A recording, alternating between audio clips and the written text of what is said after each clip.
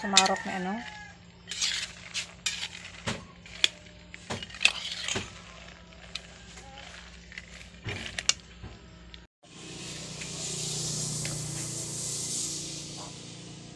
Kami ho'y nagsangag ni mama ng mani na pampenta para humit karagdagang kita.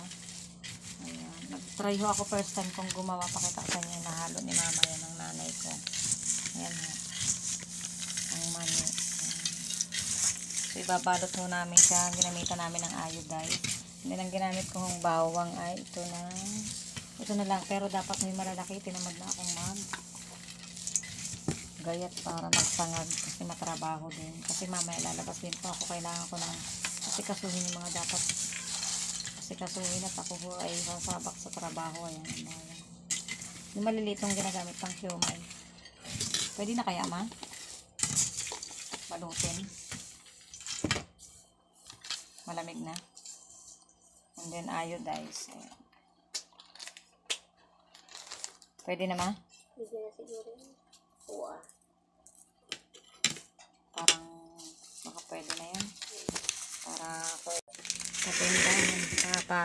papa-hormiga pa. Ang hirap pag kayong nag-video ka, nag-full storage. Wala eh. Magbawas ka. Bulit ko mamaya na ako.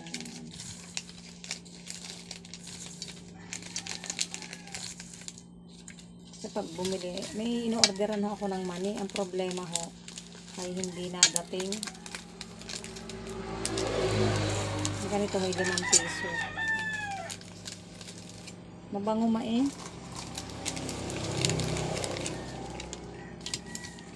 piso ho pa rin.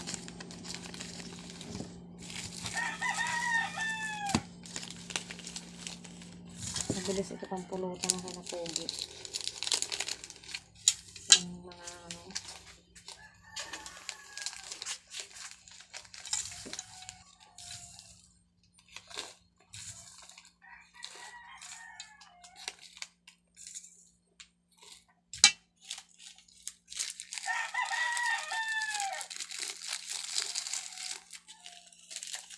Ipuin mo ma. Tama lang. Ang dami pa nga ipunta ka natin sa lako dyan eh.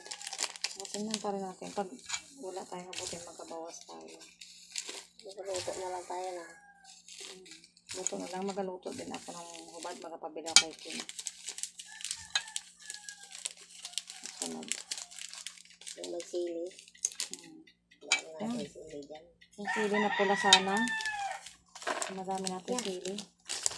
Tapos nga ito eh, pagka ano eh, kasi mailot-ilot pa eh. Kaya nga. Kasi natutumba. Sandal nyo lang. Sa iyo ito ah. Tatapunan. Ito na lang mata. Kaya po si mamay malabo ang mata. Ayan ha. Katulong namin magtinda ng mani. Nagkatsaga lang. Nagkatsaga ako.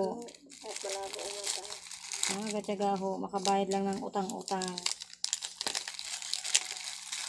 Hindi man ho habang buhay. Ayan. Pero ayos na rin ho yung gantong kitaan. Ang kaunti yung isa ko.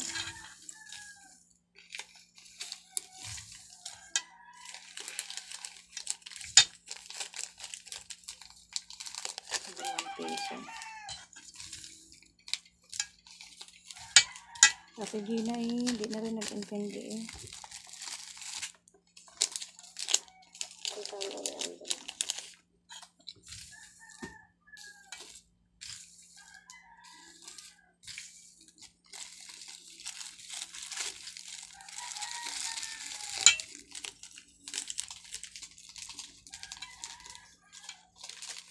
Hindi man kayo nga kulitin nun.